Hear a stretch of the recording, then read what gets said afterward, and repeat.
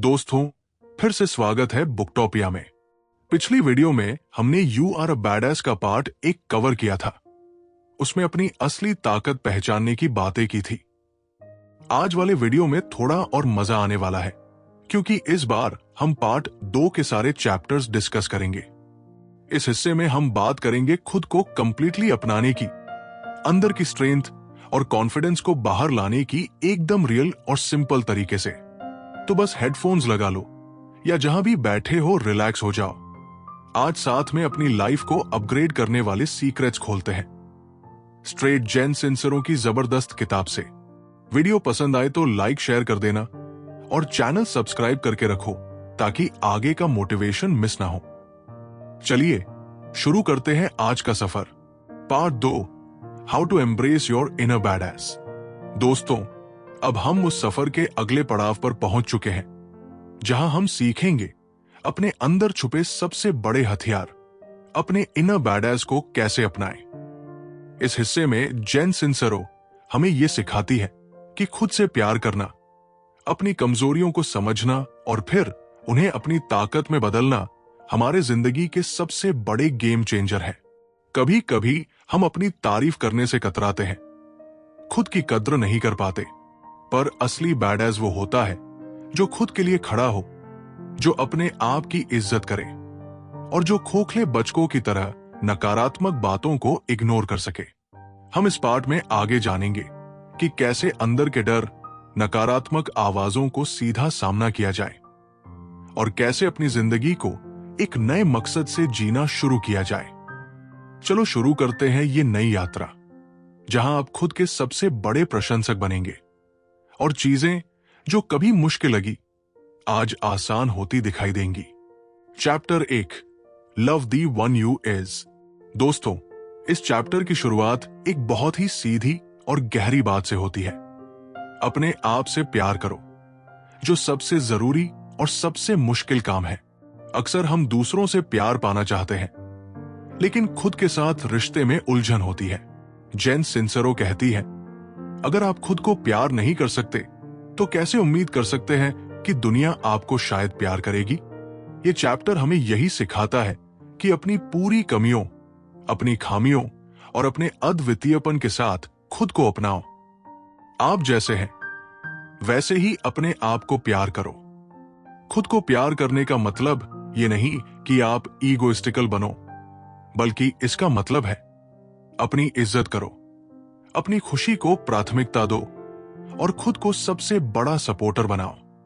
जब आप खुद से प्यार करना सीख जाते हैं तो आपकी जिंदगी में एक नई ऊर्जा और खुशी आती है। आपका कॉन्फिडेंस बढ़ता है और आप खुद को दुनिया के सामने एकदम खुलकर पेश कर पाते हैं। तो आज से ये वादा कीजिए, अपने आप से प्यार करो, क्योंकि तुम एकदम बेहतरीन हो। तुम हो एक असली बैडएस।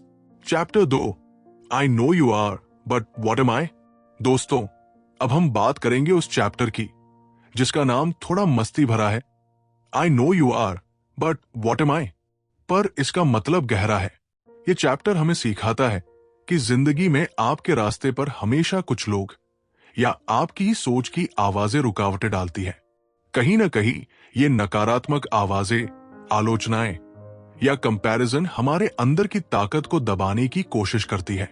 जेन सिंसरो बताती है कि कई बार हम इन नकारात्मक शब्दों को इतनी गहराई से लेते हैं कि जान भी नहीं पाते कि वे हमारी थिंकिंग और कॉन्फिडेंस को कैसे प्रभावित कर रहे हैं। लेकिन असली बैडएस वो होता है जो इन नकारात्मकता के साथ भिड़ता है, जो कहता है, हाँ तुम क्या हो, मैं क्या हूं। मतलब कि वो इन एक्सटर्नल क्रिटिक्स या इंटरनल डाउट्स को सुनता नहीं है।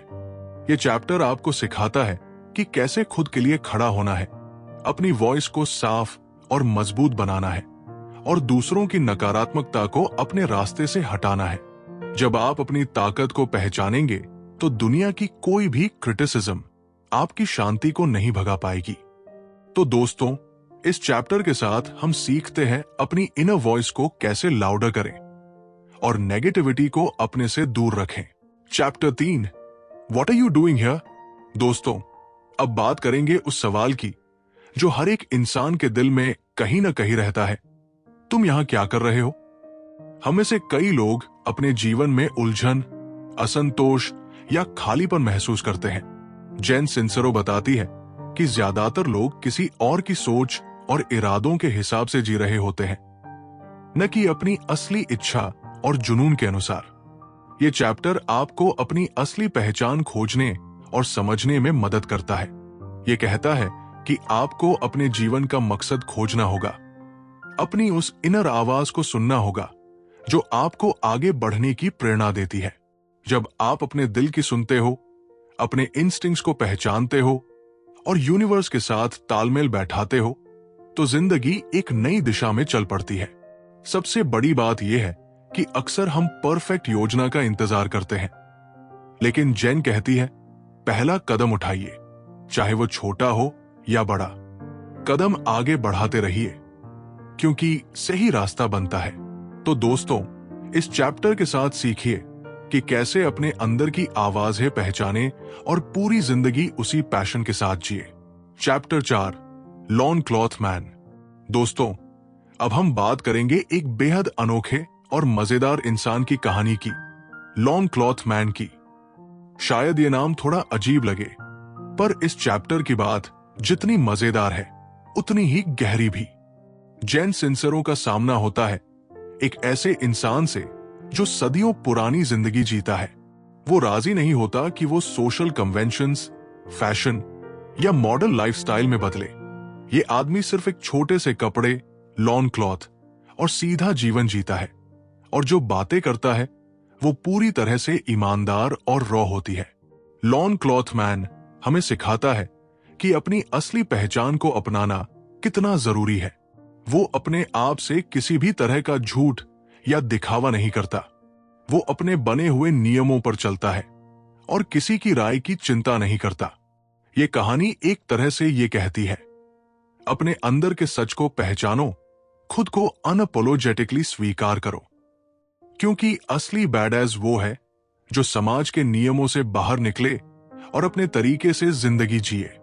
तो दोस्तों, आज इस चैप्टर के साथ चलिए उस लॉन क्लॉथ मैन के रास्ते पर, जहां आप खुद के सच्चे रूप को अपनाते हैं, खुले दिल से जीते हैं और अपने अंदर की ताकत को महसूस करते हैं।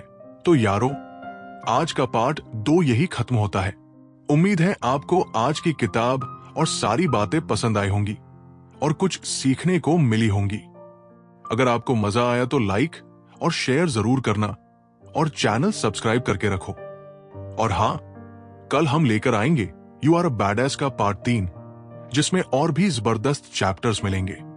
तो कल फिर मिलते हैं नया पार्ट लेकर। तब तक के लिए अपना ख्याल रखो और पॉजिटिव रहो। बुकटॉपिया फैमिली, जय हो।